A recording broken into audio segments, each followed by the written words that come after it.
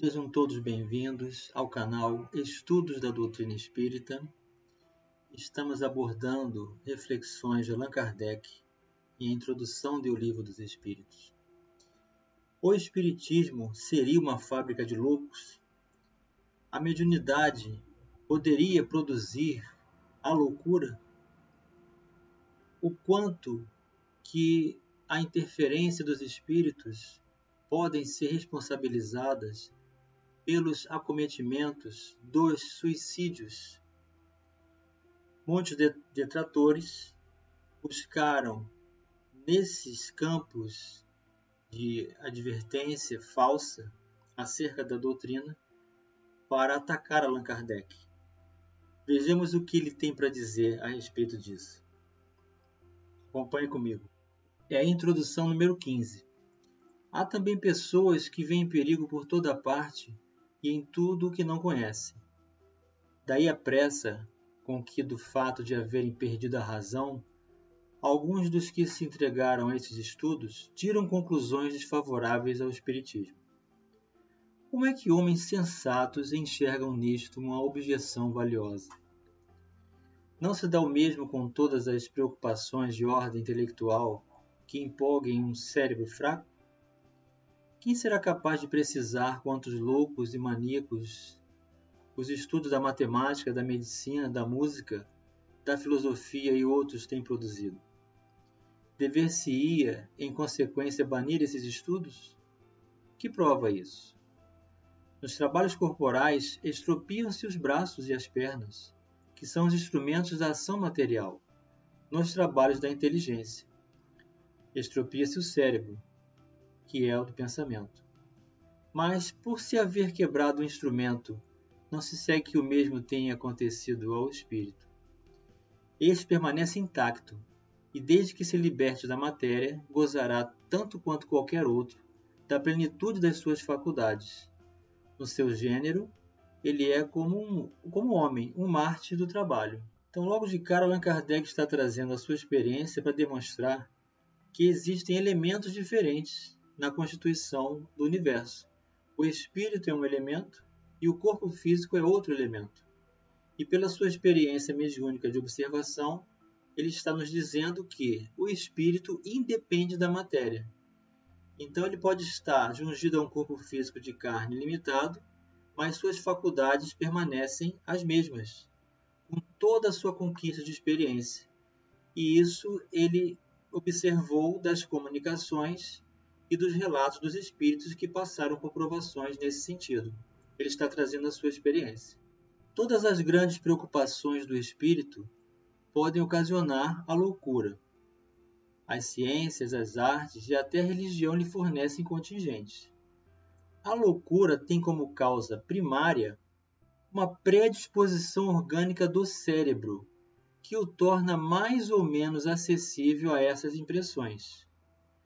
Dada a predisposição para a loucura, esta tomará o caráter de preocupação principal, que então se muda em ideia fixa, podendo tanto ser a dos espíritos, em que com ele se ocupou, como a de Deus, dos anjos, do diabo, da fortuna, do poder, de uma arte, de uma ciência, da maternidade, de um sistema político ou social.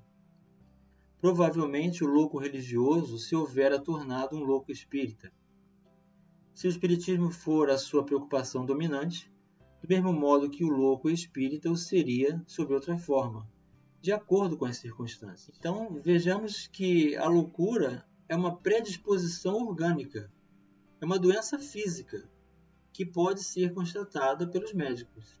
Há uma obra muito interessante do Dr. Bezerra de Menezes, chamada A Loucura sob Novo Prisma, quando o Dr. Bezerra de Menezes, nas suas reuniões mediúnicas na Federação Espírita Brasileira, também com essa observação científica e a sua qualificação como médico, faz a distinção entre a enfermidade mental oriunda de condições de alteração física, de enfermidade do cérebro com a obsessão.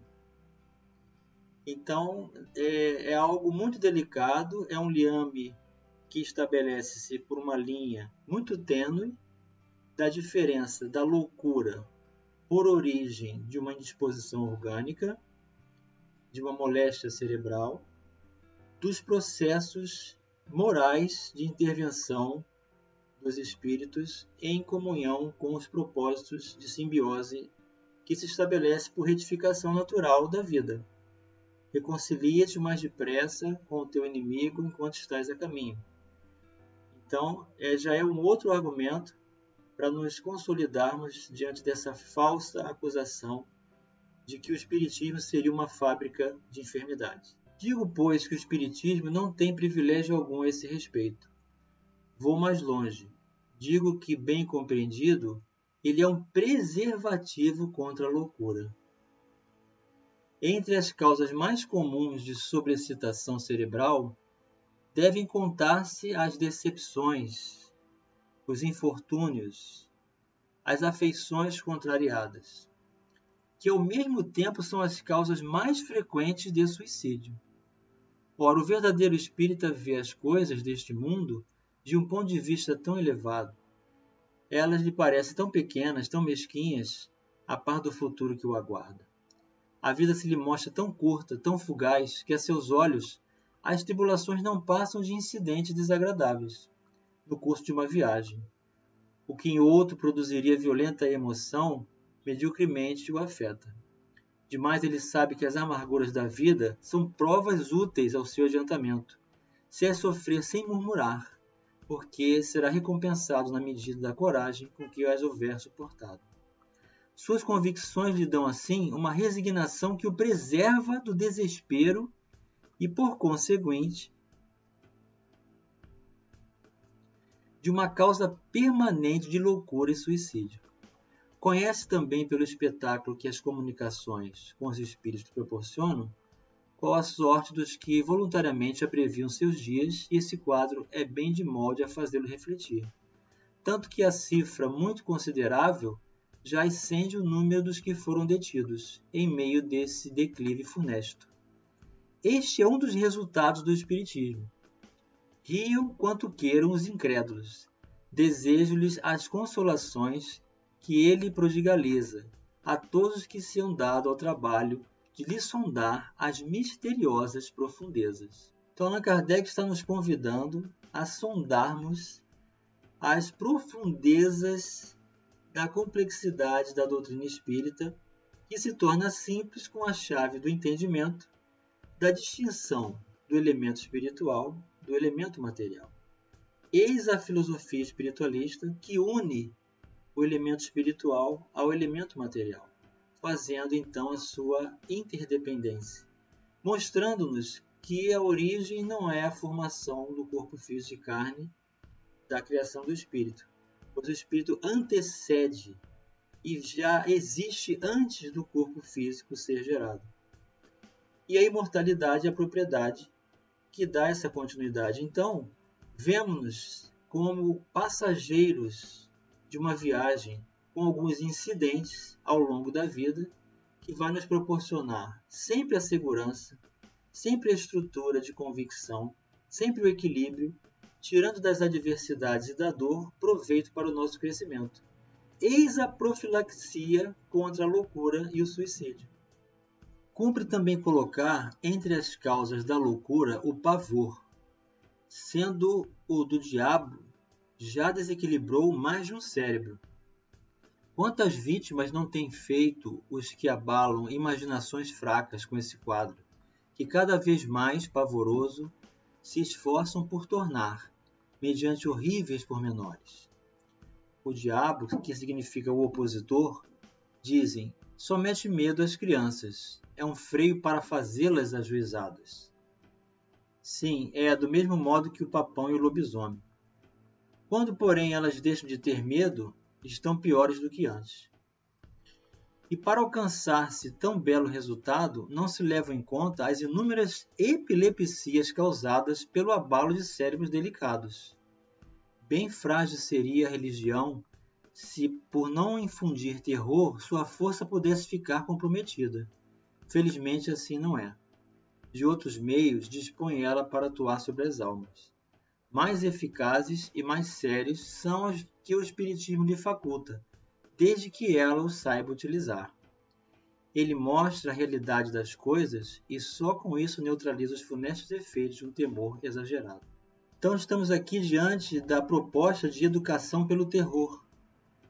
Aquela postura de constranger, de ameaçar, para conduzir reflexos exteriores, automatizar, domesticar e não construir num processo educativo a libertação pela própria consciência, pelas próprias escolhas de entendimento.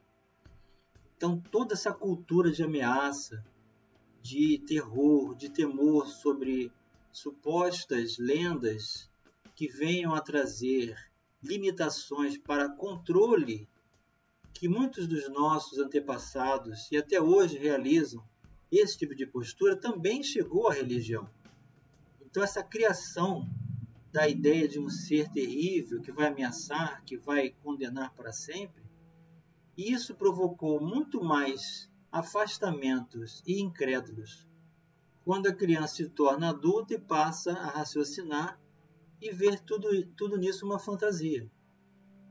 Já o Espiritismo nos traz a responsabilidade pelos nossos atos, a consciência de espírito e, portanto, a segurança pessoal dentro de uma convicção de amor, dos valores do bem, com o Evangelho de Jesus, nos dando então uma segurança pessoal para prosseguir em nossas vidas, que é toda a profilaxia contra a loucura e contra o suicídio.